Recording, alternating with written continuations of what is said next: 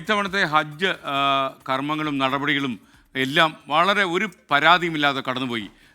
മാത്രമല്ല എല്ലാ വർഷവും എന്തെങ്കിലുമൊക്കെ അനിഷ്ട സംഭവങ്ങളൊക്കെ ഉണ്ടാകാറുണ്ട്. എന്നാൽ ഹജ്ജ് തീർത്ഥാടനം വളരെ ഗംഭീരമായി നടന്നു എന്നുള്ളതാണ്. ഇതിൻ്റെ ഇന്ത്യയിലെ ഹജ്ജ് കർമ്മത്തിൻ്റെ കോർഡിനേഷൻ സുരക്ഷാ ചുമതല ഉണ്ടായിരുന്ന ഒരു IAS ഓഫീസറുണ്ട്. അത് ഒരുപക്ഷേ ഹജ്ജ് കമ്മിറ്റി ഓഫ് ഇന്ത്യയുടെ CEO കൂടിയാണ് അദ്ദേഹം, C. ഷാനവാസ് IAS.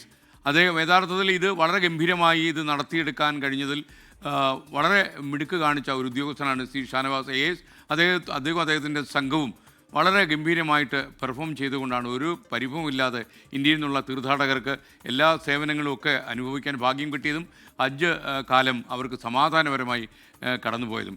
യഥാർത്ഥത്തിൽ ഇന്ത്യയിൽ നിന്നുള്ള ഏതാണ്ട് 1,32,000 തീർത്ഥാടകർ ഇത്തവണ ഹജ്ജ് നിർവഹിച്ചു എന്നാണ് വിവരം. ഇതൊക്കെ സുഗമമായി കർമ്മങ്ങൾ പൂർത്തിയാക്കാൻ കഴിഞ്ഞു.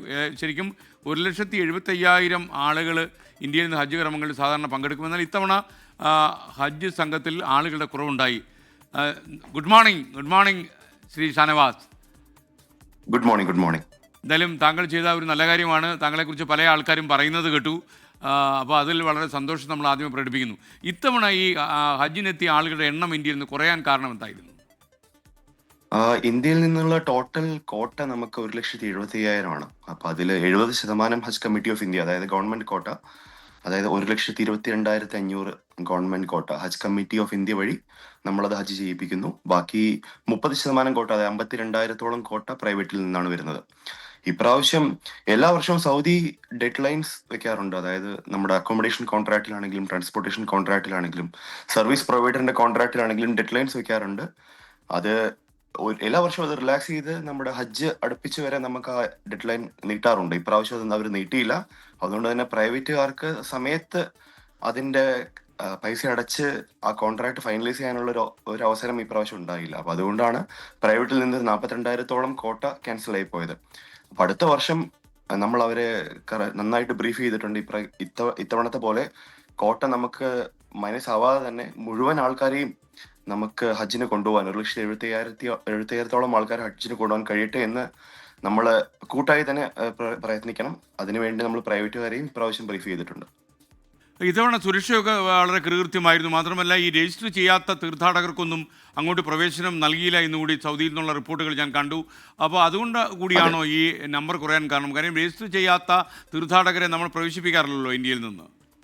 നമ്പർ നമുക്ക് ഹജ്ജിന് മുമ്പ് 2-3 മാസം മുമ്പ് തന്നെ കുറഞ്ഞിട്ടുണ്ട്. അപ്പൊ അവർ പ്രൈവറ്റുകാര് ബുക്ക് ചെയ്ത സോൺ എല്ലാം ക്യാൻസൽ ആയിപ്പോയി. ആ ഡെഡ് ലൈൻ മിസ്സായത് കാരണം അതെല്ലാം ക്യാൻസൽ ആയിപ്പോയി.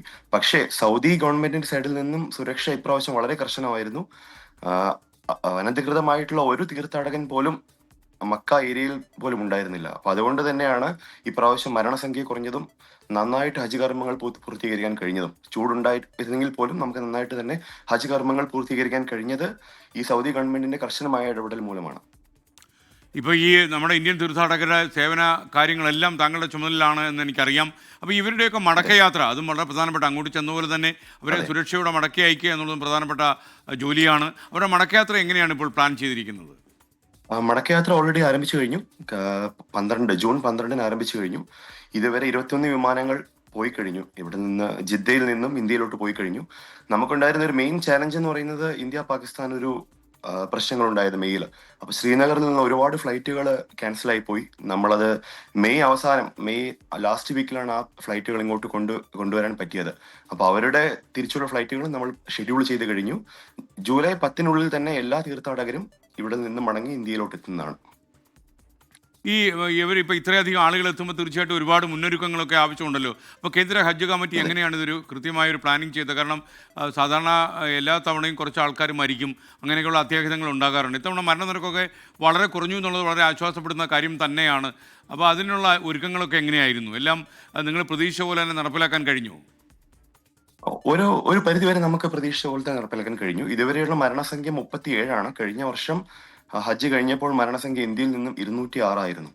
അപ്പോൾ നമ്മുടെ കേന്ദ്ര ഗവൺമെന്റിന്റെ ഹജ്ജ് സുവിധ ആപ്പ് വഴിയും സംസ്ഥാനങ്ങളുടെ ട്രെയിനർമാർ വഴിയും ഇൻസ്പെക്ടർമാർ വഴിയും നമുക്ക് ഈ പിൽഗ്രിംസിനെ ഒരുപാട് ട്രെയിൻ ചെയ്യാൻ പറ്റി. അവരെ ഈ പിഡോമീറ്ററെല്ലാം വെച്ച് അവരോട് നടക്കാനുള്ള ഒരു പ്രോത്സാഹനം നമുക്ക് കൊടുക്കാൻ പറ്റി. കാരണം ഹജ്ജിൽ ഒരുപാട് നടത്തവും ഈ ചൂടിലുള്ള നടത്തവും എല്ലാം ഇൻവോൾവ് ആണ്.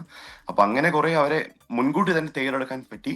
അതുപോലെ തന്നെ നമ്മുടെ ഡെപ്യൂട്ടേഷനിലുള്ള ഹജ്ജ് ഓഫീസർമാരും ഹജ്ജ് സൂപ്രണ്ടന്റുമാരും മിനായിലും അറഫയിലുമുള്ള അവരുടെ ടെന്റുകൾ മുന്നേ തന്നെ വിസിറ്റ് ചെയ്ത് അതിനുള്ള ക്രമീകരണങ്ങളെല്ലാം ചെയ്തു വെച്ചതുകൊണ്ട് നമുക്കൊരു സർപ്രൈസ് ഉണ്ടായില്ല. ഹജ്ജിന്റെ സമയത്ത് എല്ലാം നമ്മൾ പ്രിപ്പയർഡ് ആയിരുന്നു. ഇപ്രാവശ്യം അതാണ് ഒരു മാറ്റം ഉണ്ടായത്.